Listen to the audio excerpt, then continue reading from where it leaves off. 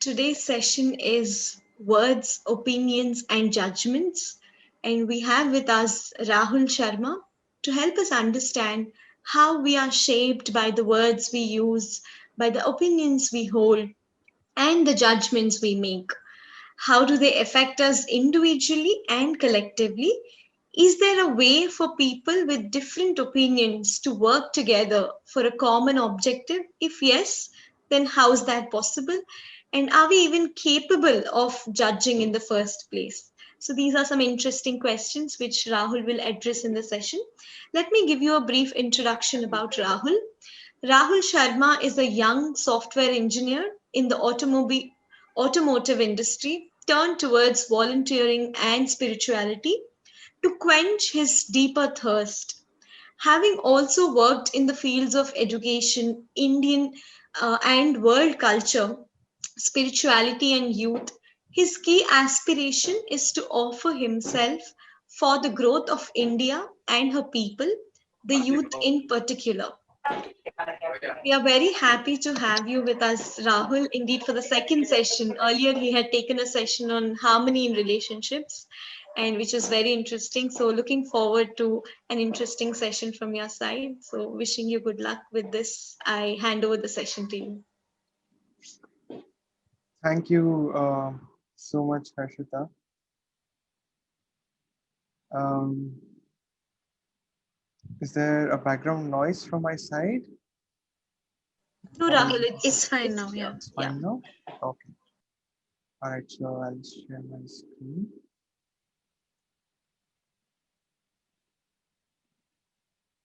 Can you see the slide? Yeah. Yes, it's visible. Okay. So, birds, opinions, and judgments. So, first of all, namaste, everyone.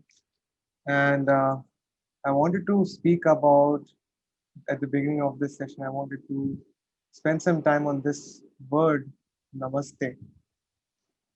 So, words. So the way we greet each other and this particular way of greeting namaste is very special. So this gesture uh, is that I bow down or I revere the highest in you, and I revere the highest in you by connecting the highest in me. So there is a significance on the way this gesture is held. So I thought I would start the session by saying namaste to everyone who's here. We'll start with words. So, what are really words? So, if we look at them, um, with the evolution on Earth, human beings emerged and we were capable of communicating through sounds. And throughout, from different places on Earth, we started associating meanings to certain sounds, unlike other species before us. And we also saw from this an emergence of different languages. So, words for us are a means of communication. They are sounds essentially to which we associate meanings. Now, someone who knows or has learned a particular language might be able to associate a meaning to a particular sound. So, for example, when I said namaste, someone who's not familiar with Hindi would not have understood what it meant. It might have been just a sound for them. Whereas someone who's familiar with Hindi would have understood it. So, words are sounds with meanings associated with them. And if we go a little deeper into words, I would spend some time on this question that so, in a sense, if we think from a scientific perspective, they are basically sounds, so sound waves. So, right now, when I'm speaking, I'm generating waves and they are basically going out into my surroundings. And from what we know, Science 101 basics of physics, that the waves are either absorbed or reflected by the matter around. So, what happens from sound? So, what kind of effect does these words have? So, I want to share a video with you, and let's all watch this nice video, and then we will get back. Uh, Harshita, can you tell me if you can hear the sound? Yes, it's audible. Good afternoon. My name is Jackson, and today I'm going to be talking to you about how words affect us. To start off, I'd like to tell you a little story. So if you'd all please close your eyes and imagine with me. Now imagine a beautiful green field with sunshine and some fluffy white clouds and hundreds of bunny rabbits hopping around. Some of them are playing tag, some of them are running races, some of them are just napping in the sun. They're hopping around in the field. Now don't think of a lion in the middle of your field chasing the bunny rabbits around. No, just think of the bunny rabbits. Just think of the bunny rabbits hopping around. Don't think of a lion chasing your bunny rabbits around. Okay, you can open your eyes. Raise your hand if you thought of a lion. That's right, you did think of a lion. You can't stop it from happening. Nope. I told you don't think of a lion. Why did you think of a lion? The human brain doesn't respond to negative commands like don't. This is important to understand. We should always reach our goals by using positive words. For example, this runner here shouldn't be saying, I don't want to lose, because what his brain is actually hearing is, I want to lose. He should actually be saying, I want to win. Words mean things. They have connotations. What are connotations? The emotional meanings that we attach to words. They describe the way we feel about something based on what we call it. For example, this little girl right here could be called any number of things. A child, a brat, a kid, or a bug rat. If I called her a child, you would probably feel okay about her. If I called her a brat, you probably wouldn't feel so good about her. Words affect how we feel. Has anyone ever said these words to you? You're stupid. You're ugly. I hate you. You have no friends. How do they make you feel? Probably not very good. What about these words? You're beautiful. I love you. You're special. You're smart. How do they make you feel? Probably pretty good. I'd like to share with you a little experiment I did with water. But first, how much water is in the human body? In kids, up to 75% water. In adults, it's up to 60%. And in the elderly, it's up to 50%. We have water in our cells, our tissues, and our organs. My hypothesis was that water exposed to beautiful and nice words would form beautiful and nice crystals, and water exposed to ugly and hurtful words would form ugly and gross crystals. So to start off, we took identical jars and put of identical water. Then we labeled them. Then I told them what they said every day. Here are the nice words. I love you. You're beautiful. You're special. Here are the ugly words. I hate you. You made me sick. You're so ugly. We also exposed them to different types of music, such as Beethoven, Mozart, and death metal. Then after a month, we took a drop of water out of each of the slides and put them on the slides. Then we put them in the freezer and froze them. This is what they looked like under a microscope. This was I love you. You're beautiful. You're special. I hate you. You make me sick. You're so ugly. Beethoven. And Beethoven is one of my favorites because look at the perfect circles in the circles. Mozart, death metal. This is just them all put together so you can see them.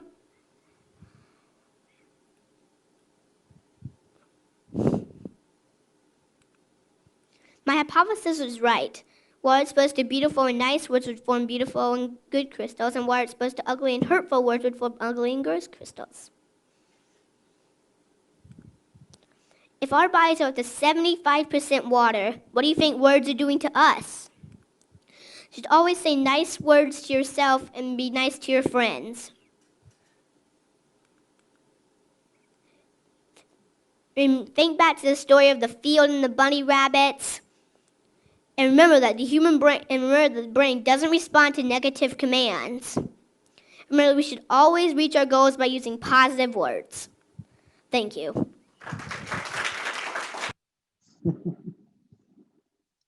So,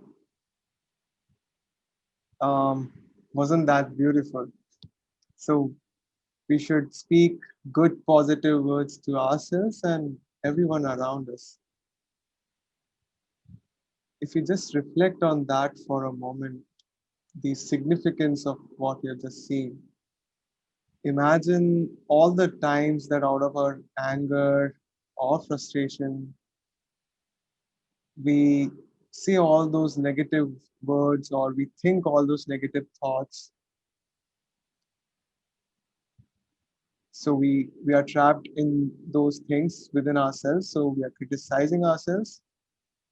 And when we let it out, when we project it out on people, the reason why I wanted to share this with you was to really emphasize on the effect of words and the effect it has on us,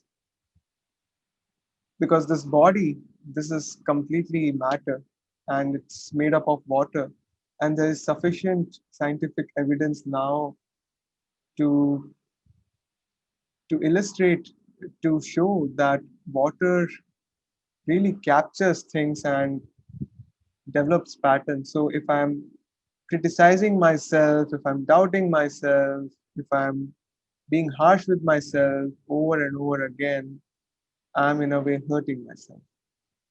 And it's the same with someone else.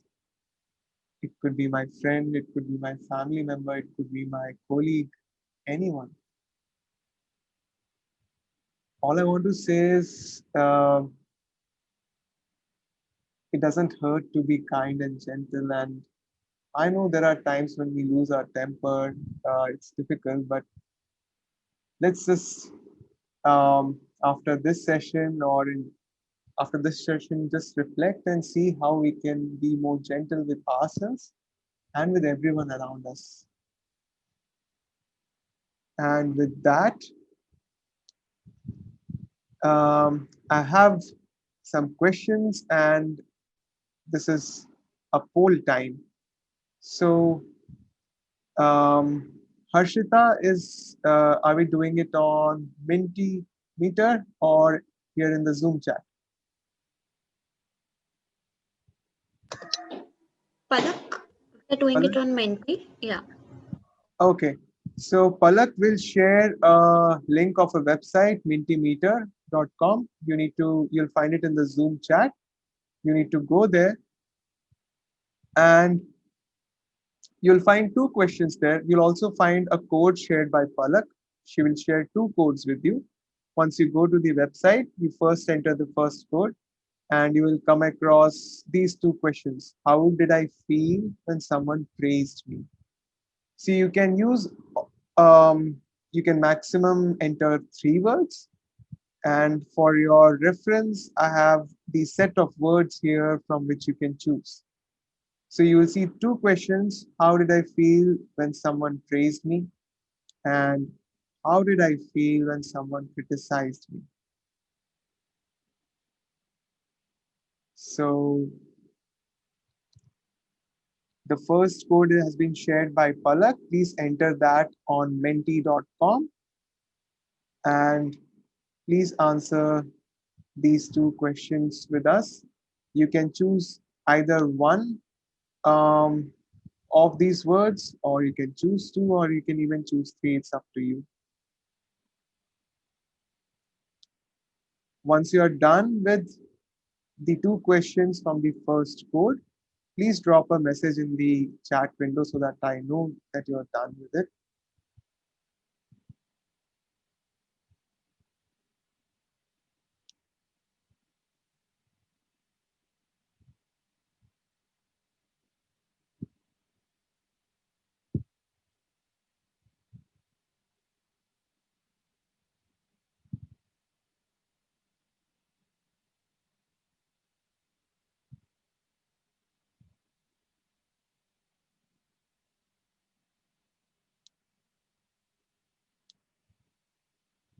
Palak, have we received any responses?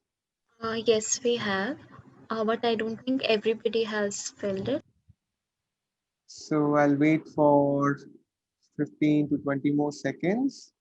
If you could just drop a message once you are done so that we can move on to the next two questions.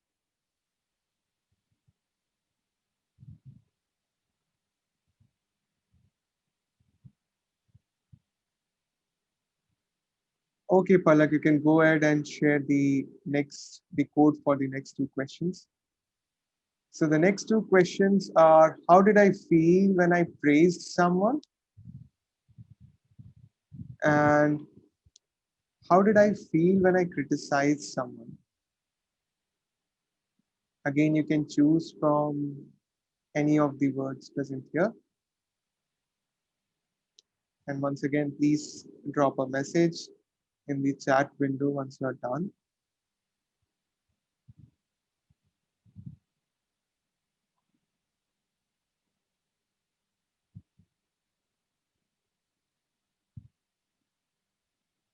So to use that, you have to again go to the same website. You have to click on menti.com and then enter the second code that we've shared.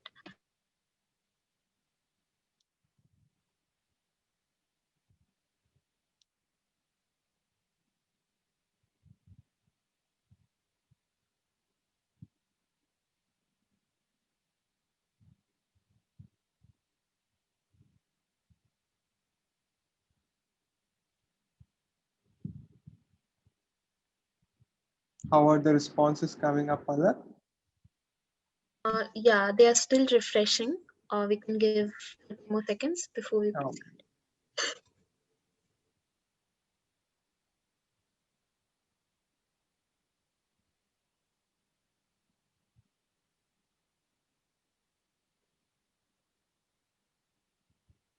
so Palak, I think you can go ahead and share the results of the questions.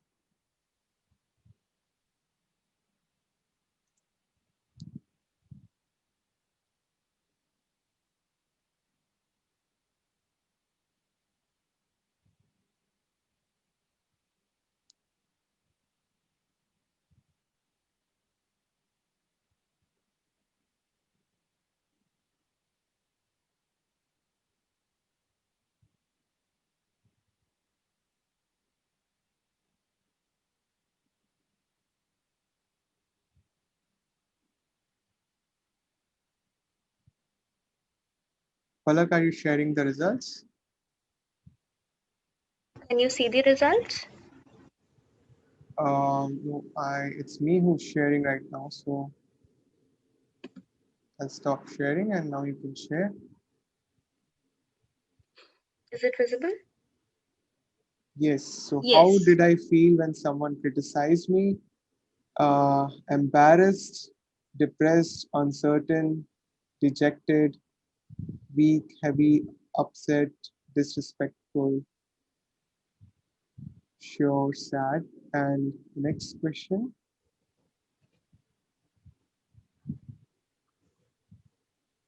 how did I feel when someone praised me? Happy, uncertain, doubtful, feels great, delighted, dejected, sad, confused, pleased. So we see a mix of emotions here. And next one, Yeah, just give me 1 second. Yeah.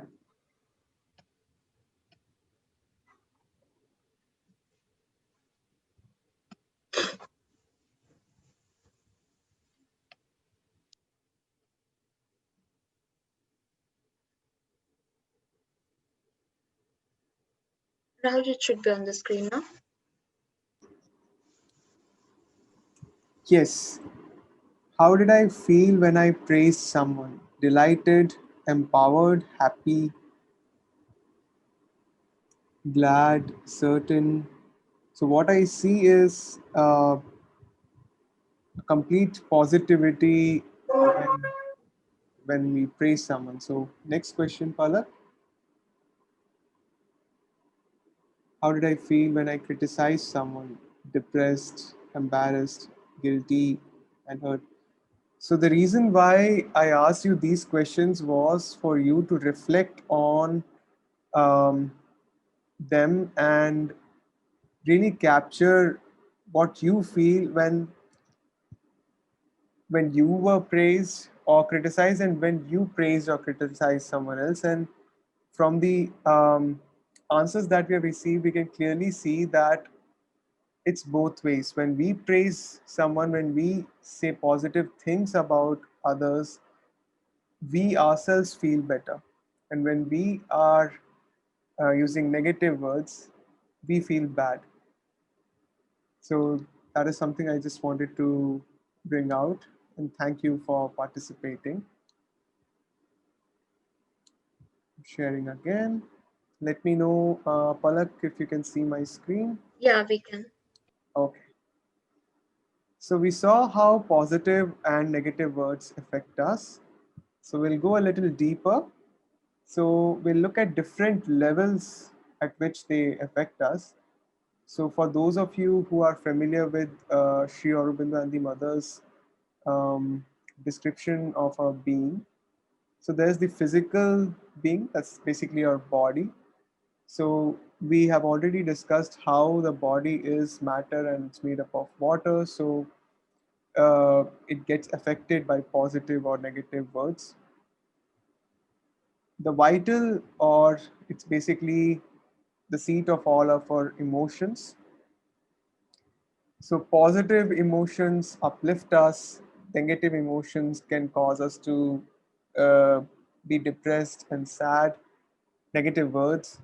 And it could also lead to emotional entanglements and an experience of a wide range of emotions. It could lead us to experience anger, frustration, hate, jealousy, etc. And then at a mental level, we could experience doubt, uncertainty, insecurity, confusion because of the kind of words we use are, or the words that are used for us. And then there's the psychic. So what is the psychic? The psychic is the part within us which is the highest. So this part is not affected directly by words. It looks at the deeper intent behind words, and it looks at what was said in essence. So, in a way, you could say that this is the wisest of them all. The it knows more. So, one way to understand is that it gets into the deeper essence of things. And now, I would like to speak about what the mother has said on words. So, first, um, your mantra. So, what is a mantra? Mantra is a set of words, a set of sounds which have a certain power behind them. And from what she has said, that our mantra should be something that comes spontaneously to us in our times of need. And we all need not have mantras. We can also have affirmations, which are a set of positive words we say to ourselves. For example, in the video we saw, to win, the child would say that I should say, I want to win, and not I don't want to lose. So those are affirmations. And Then there is the power of silence. Sometimes just remaining silence helps things emerge. So that's another important aspect. And I want to now introduce a practice. The mother says that we should say only the indispensable words. So, what does it mean? So, first of all, it is the first step is to understand what are the indispensable words, the only necessary words. So, to practice this, we can begin by being conscious of what we are saying, the words we are using. And we could do this by, let's say, we start with 10 to 15 minutes a day, a fixed time when whatever we are speaking, we'll speak consciously. Or it need not be a fixed time also. We just decide that, okay, it could be a person with whom we are having a difficulty with them. We could just try to speak more consciously. So, this is a practice that I wanted to share with you. And now we go on to opinions. So, what are opinions? Opinions are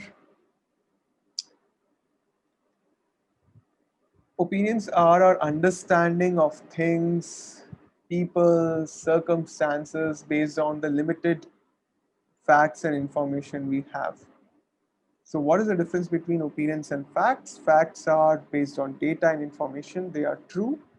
Opinions have certain assumptions about them, so they are built around um, assuming and speculating certain things. So, the next thing I wanted to talk about was that our opinions are shaped by influences, that we all have had different influences from our childhood, and all the opinions that we have had are basically from the experiences, from the people that we met, the kind of books we read, the education we had, the work we did. So, in a way, we are a product of our influences, inner and outer. So, what I spoke about just now was outer influences, reading books, coming in contact with people, talking to them, education. These are outer influences. And there is an inner influence as well. So, let me give you an example. Imagine twins who are brought up in the same environment, in the same home, same upbringing, same education, but they tend to be different. They are not the same people. So there is an inner influence also that acts. The outer influence might not be in our control. The circumstances, the people we come across, these are things which are not completely in our control. We have very limited control on these. But the inner is completely ours. This one, this whole thing right here, we live and breathe in it and we are present in it. So this one is completely our domain. So next, I wanted to share with you what the mother has said on opinions. And here, I wanted to share with you, read out to you a passage from the book The Sunlit Path, where the title of the passage is Gossiping Degrades You. Palak, can you see the word document? Yes. Okay, so I'll just read it out. The mother says, there is a state in which a simple conversation, which obliges you to remain on the level of ordinary life, gives you a headache, turns your stomach, and if it continues, may give you a fever. I'm speaking, of course, about the gossip type of conversations. I believe that apart from a few exceptions, everybody indulges in this exercise and talks of things about which he should keep silent or chatters about other things.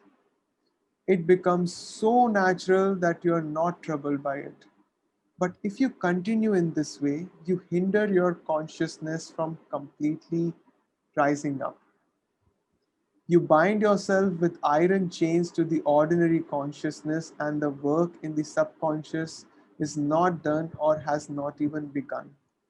Those who want to rise up have already enough difficulties without looking for encouragements outside. Naturally, the effort to keep the consciousness at a high level is tiring in the beginning, like the exercises you do to develop your muscles. But you do not give up gymnastics because of that. So, mentally, also, you must do the same thing. You must not allow your mind to stoop low. Gossiping degrades you, and if you want to do yoga, you must abstain from it. That's all. So, this uh, in this passage, the mother very absolutely and specifically she says how gossiping degrades us, and it is more of significance for people who are on the path of yoga or who have taken the path of spirituality. Before going on to the next passage, I wanted to share something else on gossip. So, this is from Socrates, and maybe some of you might be familiar with this. Socrates had a triple filter test. So, there's this nice anecdote where a disciple comes to Socrates. He's all agitated, and he wants to tell him something that one of Socrates' friends that he has spoken badly of him. So Socrates asked the man to calm down. After thinking for a moment, he asked him to wait a minute. Before listening to what he had to say, the message had to go through his triple filter test. And if the message didn't pass, it wasn't worthy of being heard. So, what was the triple filter test? So, as always, the Greek philosopher asked his anxious disciple a question. Are you absolutely sure that what you are going to tell me is true? So the disciple was not sure. And then next, Socrates says, so you do not know if everything he said about me is true or not. And the disciple had to admit that he wasn't. He then asked him the next question, is what you are going to tell me good or not? Again, the disciple was not sure. So then Socrates told him that you're going to tell me something bad, but you're not completely sure it's true. The disciple admitted to that as well. And then Socrates asked the third and final question, is what you have to say about my friend going to help me? The disciple again hesitated. He really didn't know if the information was useful or not. So then finally, the philosopher Socrates refused to listen to what his disciple wanted to tell him. He said, if what you want to tell me isn't true, isn't good, and isn't useful, why would I want to hear it at all? So, truth, goodness, usefulness could be three metrics by which we could filter out the things that come across to us. Going back again on opinions, I wanted to share another passage from the mother, from the book, The Sunlit Path, meddling with others' affairs.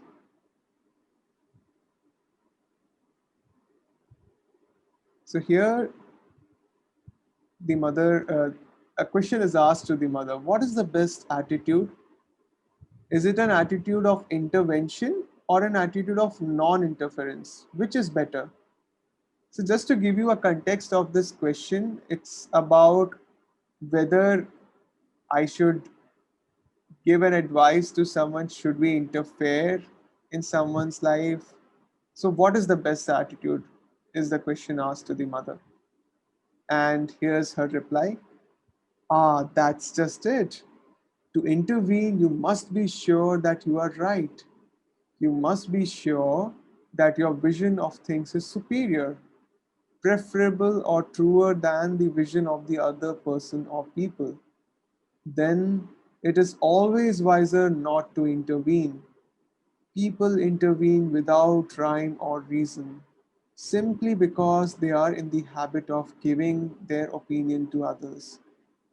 Even when you have the vision of the true thing, it is very rarely wise to intervene. It only becomes indispensable when someone wants to do something which will necessarily lead to a catastrophe. Even then, intervention is not always very effective. In fact, intervention is justified only when you are absolutely sure that you have the vision of truth. Not only that, but also a clear vision of the consequences. To intervene in someone else's actions, one must be a prophet, and a prophet with total goodness and compassion. One must even have the vision of the consequences that the intervention will have in the destiny of the other person. People are always giving each other advice: do this, don't do that. I see it. They have no idea how much confusion they create, how they increase confusion and disorder. And sometimes they impair the normal development of the individual. I consider that opinions are always dangerous and most often absolutely worthless. You should not meddle with other people's affairs unless, first of all, you are infinitely wiser than they are. Of course, one always thinks that one is wiser, but I mean in an objective way and not according to your own opinion. Unless you see further and better and are yourself above all passions, desires, and blind reactions. You must be above all these things yourself to have the right to intervene in someone else's life, even when he asks you to do so. And when he does not, it is simply meddling with something which is not your business.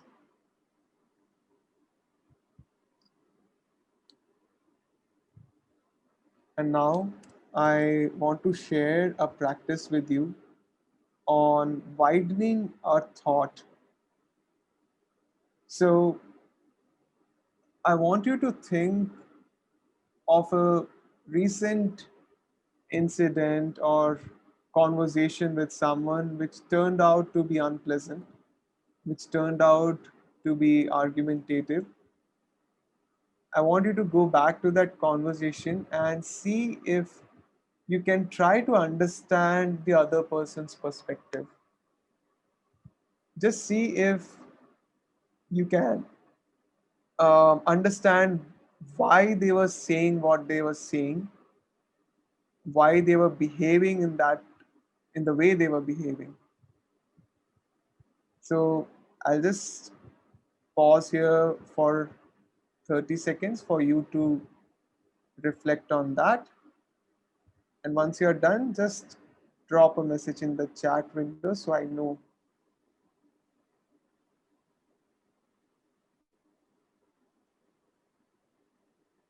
So the idea is to widen our thought,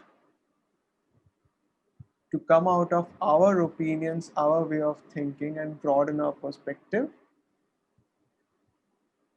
to understand the other person, their perspective, and why they are behaving or thinking the way they do.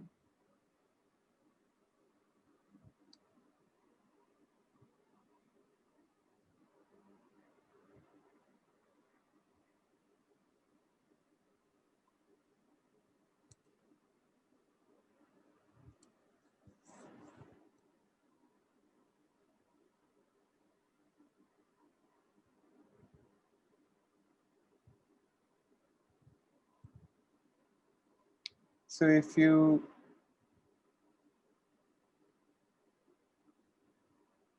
have started understanding, or if you are there, if you can just drop a message in the chat window.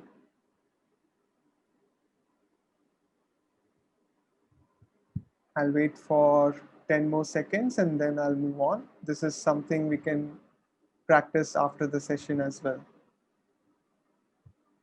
The idea behind this practice is to widen our thought.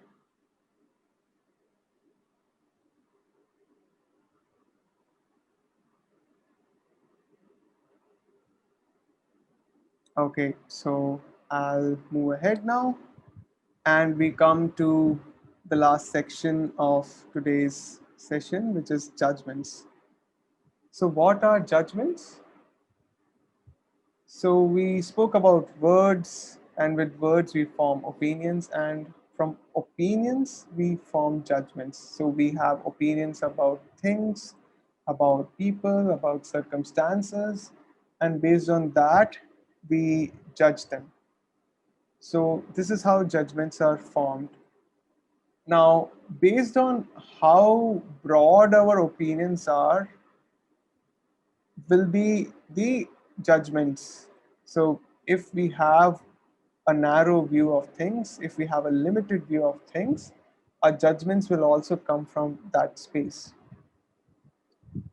So, there are two types of judgments, one based on ignorance and the others based on truth. So, for example, um, if so, I know that if I take my hand near fire, it will burn me, it will harm me. So that is a judgment based on truth. But there are a lot of other judgments which are based on ignorance. And by ignorance, I mean we all live in our own ignorances, and then there is the collective ignorance also. Because of a limited understanding of things, we act from that space and we form opinions from that space of ignorance, and hence the judgments also come from that space of ignorance. Now, I want to share with you what the mother has said on judgments. First, there's this passage where she talks about judging others. So the mother says, unless your vision is constantly the vision of the divine in all things, you have not only no right, but no capacity to judge the state which others are in. And to pronounce a judgment on someone without having the vision spontaneously, effortlessly, is precisely an example of the mental presumptuousness of which Sri Aurobindo always spoke. And it so happens that one who has the vision, the consciousness, who is capable of seeing the truth in all things, never feels the need to judge anything whatever. For he understands everything and knows everything. Therefore, once and for all, you must tell yourselves that the moment you begin to judge things, people, circumstances, you are in the most total human ignorance. In short, one could put it like this: when one understands, one no longer judges. And when one judges, it means that one doesn't know. So, this is the ideal we strive towards. This is the ideal we aim to. So, we go towards this step by step. And the first step is to be conscious of the judgments, of our own judgments. The next passage is where she talks about humanity being unable to judge. So the mother says, the conclusion is always the same. The only true attitude is one of humility, of silent respect before what one does not know, and of inner aspiration to come out of one's own ignorance. One of the things which would make humanity progress most would be for it to respect what it does not know and is therefore unable to judge. We constantly do just the opposite. We pass final judgments on things of which we have no knowledge whatsoever and say in a peremptory manner, this is possible, that is impossible, when we do not even know what it is we are speaking of. And we put on superior airs because we doubt things of which We have never had any knowledge. Men believe that doubt is a sign of superiority, whereas it is really a sign of inferiority. Skepticism and doubt are two of the greatest obstacles to progress. They add presumptuousness to ignorance. And here's the practice that I wanted to share with you on judgments.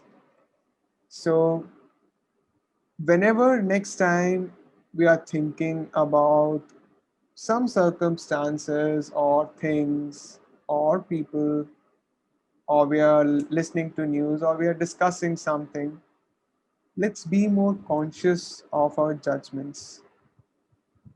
Let's try to see where they are coming from. Let's step back a little and think before acting on our judgments. With that, I'm towards the end of my whatever I wanted to share. So just wanted to revisit the practices. So we say only the indispensable words, and I shared with you some instances where we can try this. Just being, just speaking more consciously. So one way to do this is stepping back. What has worked for me is I try to concentrate in the center of the chest, and for me, stepping back is concentrating there and then acting from there.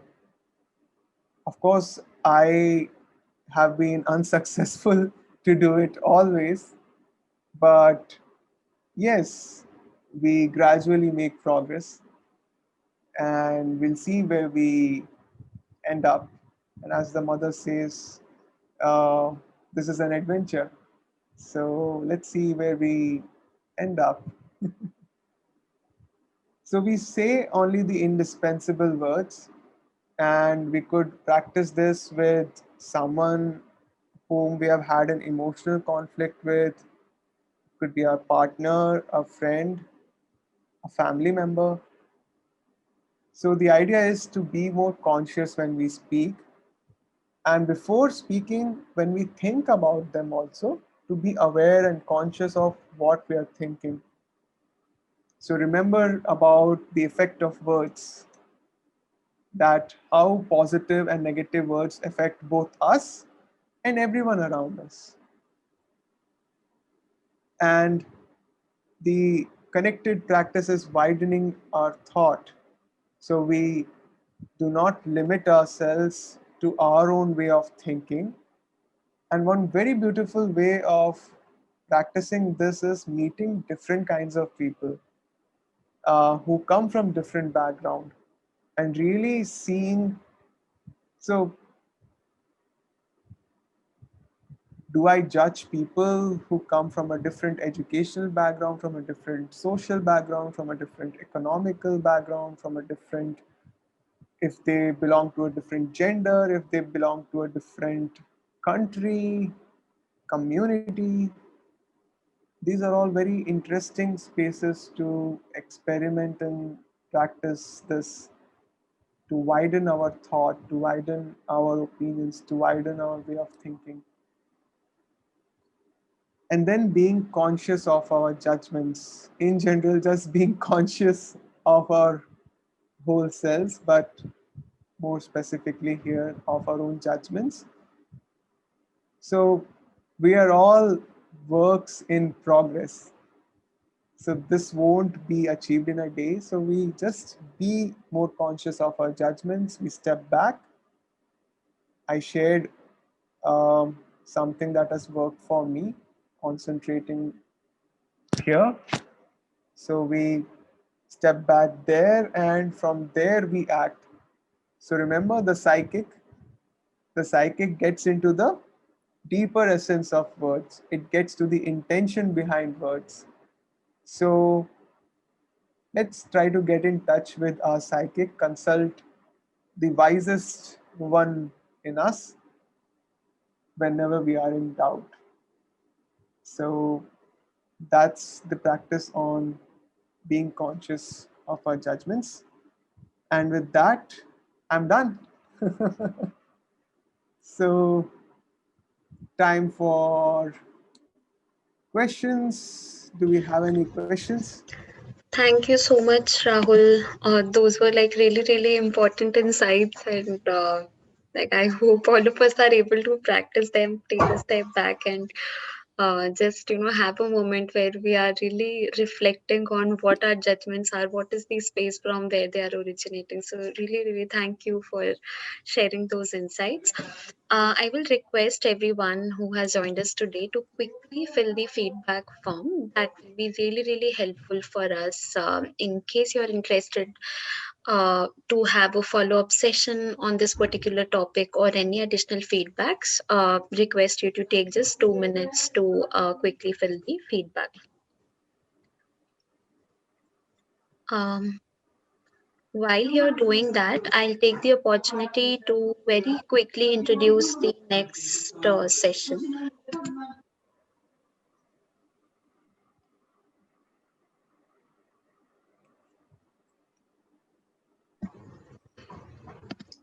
Yeah. So our next session is by Maitri D, and it is on a very, very beautiful topic, which is connecting with nature through flowers. Now, who doesn't love flowers? So, inviting you all to join us in this very beautiful session by Maitri D. Uh, all of us who know her, we know how long her connection has been with flowers and really touching the truest essence of how a flower talks or what a flower signifies. So this will be one very, very interesting session. Looking forward to seeing you all in that. It will be on Sunday, 22nd November, between starting 8 p.m. On the same Zoom link. So yes, do join in. Palak, I just wanted to share something about our next session. So, I'm someone who has not been that connected with flowers, honestly. My mother, she speaks with flowers in her garden, and I've always been curious at what is she doing? What is this? And when I came to the All India Youth Camp in 2018, I could not connect with flowers at all. But now um, I'm actually exploring the healing attributes of flowers. And it's very interesting. This is something I never knew that. So the mother gave spiritual significances to a good number of flowers, and flowers have these healing attributes, which I think most of us, at least I was totally unaware of. So just being with the flower, just looking at it, and yeah, I would just say, please come and attend. Be there for the next session. Even I'm looking forward to it. Flowers have beautiful things to share with us. So let's see what we can learn from them. I completely resonate with you, Rahul. So if you see, my background is a lotus, and like even I started recently interacting with flowers a little bit, which is like trying to bring flowers on the desktop or around here, and really felt how the energy elevates. So yeah, like at least we will really want all of you to join and see what all of us can gain out of the session. With that, I will quickly move on to the questions. So, Rahul, the first question is from Amrita. She says, when a person I listen carefully to, but he or she refuses to listen to my point of view, how should I react? So, when Amrita listens to a person very carefully, but he or she refuses to listen to her point of view, what should be her reaction? Well, perhaps they are not in a state to listen to you at that time. So maybe they are just wanting to to speak. So, again, as I said, the practice of widening our thought. So, instead of reacting or responding to them, try to think why they are saying what they are saying, why they are behaving the way they are behaving. And it's not very easy, it's easier said than done, um, because we mostly live on our surfaces and we act from there, unless we have been into the practice of always, if not always, regularly stepping back and acting from there. So we impulsively respond and react. So the idea would really be for you to go deep within yourself. So step back a little, and only from that space you will be able to have the capacity to think about why that person is saying what they're saying or behaving the way they are behaving. And if even there are circumstances where doing this becomes difficult, so the power of silence really helps. I spoke about the effect of words. This is something which even I wish I can practice more. Instead of acting impulsively and saying some hurtful words, if we can step back, if we can remain in silence, I think the confusion, the knot, the entanglement would dissolve. I'm saying would dissolve because this is something even I have to explore. This is something which I want to bring in myself as well. But let's explore it together. Maybe you'll be able to pick it up quickly, quicker than me.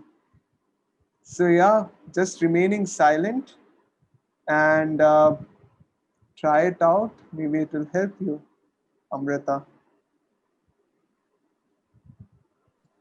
Next question. Thank you, Rahul, for sharing your thoughts. Yes. So the next question is a little similar, which is by Pooja. Mhm. What shall one do if someone whom you are trying to understand is constantly giving you negative vibration? What what shall one do if someone whom you are trying to understand is constantly giving you a negative vibration? Pooja, in case you want to add something, please feel free to unmute and go ahead.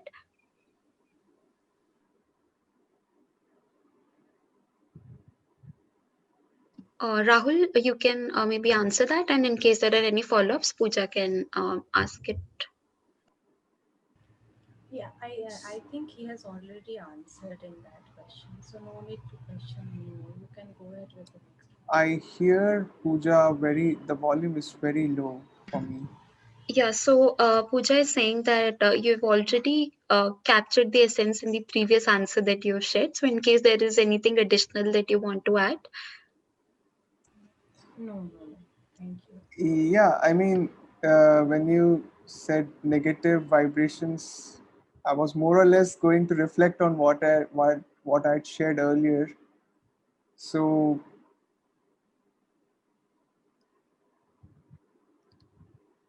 we hear things from people, and what happens within us is something I think which is within our domain and which we can work on.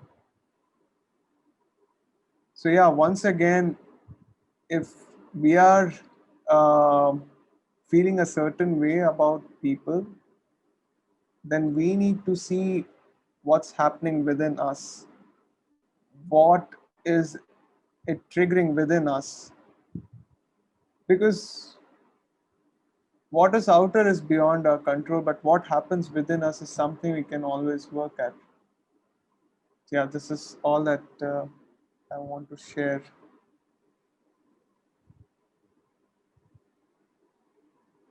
Next question, if we have any.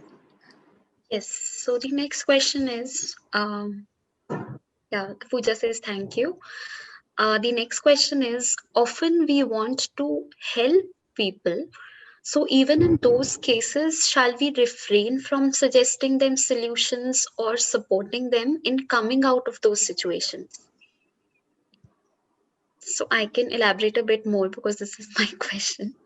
So, let's say I have a very close friend. I know she's going through certain circumstances, and I feel or I have an opinion about how the solution should look like, even though it might not be the ultimate truth, and I'm just saying it based on my experience, etc. So is that also something that all of us should be refraining from doing, considering that we want to really see our friends come out of that painful situation as soon as possible? Well, there is a way of helping without influencing. And this is something I've seen Shiv Bhaiya do all the time. So this question I'm passing on to him to answer. Good move. Bhaiya, over to you. Could you repeat the question, Palak? Yes, so the question is, often we want to help people, people who are friends or whom we know who are struggling with a particular situation.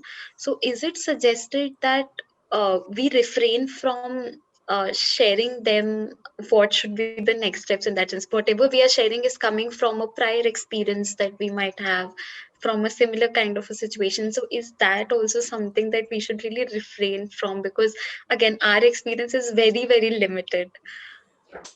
It's very true, because on the one hand, we cannot be all the time knowing the consequences of our action, and then only if we have to help the other person, that will be too difficult. And in that case, our help cannot be very specific as long as we are not sure of the outcome. So if we are not sure of the outcome, how are we supposed to help the other person? Not through specific ways and means, but even having a strong, intense prayer itself will work magically, because the prayer has the capacity to enter into the other person and, according to his background and requirement, create the circumstances and help him to solve the problem. So there are so many times when in the ashram, when people have said that people back home, somebody needs my help, I have to go there, and there is nobody else to help him. And the mother has advised that the best way you can help them is not leaving the ashram, but staying within the ashram and praying intensely. Because even if you go there, do you know absolutely the best and surest way of helping the other person? So we often underestimate the power of a prayer from the pure heart. Even if that pure heart did not have the full knowledge, we still can pray, we still can have the goodwill, and that goodwill will go and do the work based on the person's requirement and background. So yes, definitely we can help. Thank you. And Like, now I that know was your really secret. beautiful. Now we all know your secret. Yeah. I do have like a very small follow-up question, if I may. Uh, what if the person is reaching out to us and specifically asking that, what do you think about a particular, then what should we be doing? So here, because we once again cannot authoritatively answer the person, we can to certain extent internalize the question and refer to the source from which we got help. For example, somebody is struggling with, let us say, trying to decide whether he wants to marry or not this person. So I internalize the question. Then if I had gone through a situation, where did I get help from? So I always get help from the person who is behind me. And then the best we can do is, I got really help from the mother or Sri Aurobindo, and especially if we can refer to them to the source. Not necessarily only the written words. If they have written about the subject, that becomes a beautiful way of answering. But written words are not the only way through which they answer. But even if quietly one aspires for the answer comes to one. And every sincere prayer and every sincere request does find an answer. Only whether we are ready to open up to it and receive it or not is the only question. So when we put it like that, it depends on the other person. So we say, the help that you ask is already coming to you. Would you like to receive it? If so, please open up. Beautiful. Shiva, if I may add something here, since we are a small group, I will take the liberty. Yes. Absolutely. These are the methods that we've been trying to use and derive help from. And it is really stunning the depth and breadth of the topics that Mother and Sri Aurobindo have written upon. And frankly speaking, the younger one starts exploring their works, particularly Mother's question and answers and Sri Aurobindo's letters on yoga, the more one really benefits in a longer duration. Instead of opening at 50, if you open at 30 or at 20, there is a much more richness in the life. But coming specifically to what you said, Palak, there are times people do come to us and they look at us and they may not understand Mother or Sri Aurobindo or their words and things like that. Um, I have taken an approach which I'm sharing with us openly because of the small group that we are in. Um, Invoking the Mother and praying to her, give a clear, direct guidance of what you think is appropriate at that point in time. And no justification needed, no hesitation needed, because you are invoking the Mother, you are praying to her and asking her to guide this person clearly. Concentrate a little bit, gather on self, go deeper inside into the heart region. All that is good. But it doesn't have to be in front of the person or at the moment that we are thinking or we are talking to the person. It could even be just with the eyes open while speaking, a silent invocation of her, and then shooting forth what we think is appropriate and say, and caveat it in a way that says, well, this is what I think, and then offer it back to the Mother. The advantage I felt here is two things. One is that the person who is looking for guidance receives something from the person that he's coming to, which is you. And second, by you invoking her both before and after, you are opening the problem to her light through you. So this is one approach I have taken, and I'm quite blunt in sometimes when I tell people also I disagree with you, but this is what I think. The person may be actually quite flummoxed because they come for sympathy or some other preconceived. So it's not, you just say what you have to say, and the rest is up to them how they receive it. Right. I think thank you so much for sharing that. Really, really helpful. Okay. So I think the next question is also about help. It is yeah. So it is helping others or does helping others also come under the category of meddling with others, meddling with others' affairs? Are we supposed to help only if we have the superhuman power of fully knowing the consequences?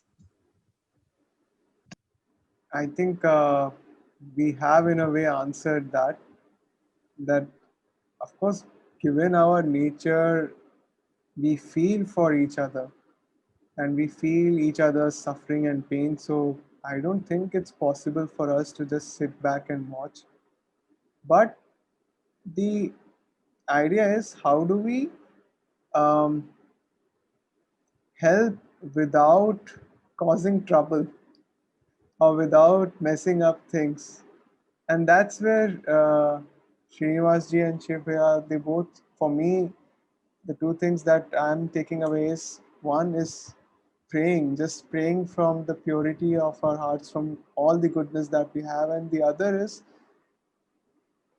we suggest or we advise from what best we know and we offer it to the Mother. So yeah, that's the two things that we can, two ways we can help people.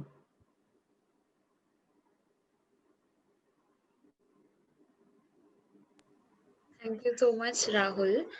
In case any of you have any other questions, we can go ahead and take them. You can unmute and take your question. Harshita, do you want to ask anything? I think the question that you had is already answered. Mm, no, nothing else. All right, so since we do not have any more questions, thanking everybody who have joined us today. Thank you, Rahul, for such a beautiful session and sharing so many lovely practices with us. I really, really hope that we are able to consciously bring them to practice in our day to Yes, day me lives. too. Yeah. Yeah. So with that, looking forward to seeing you all for our next session next Sunday at 8 p.m. Thank you so much, everyone.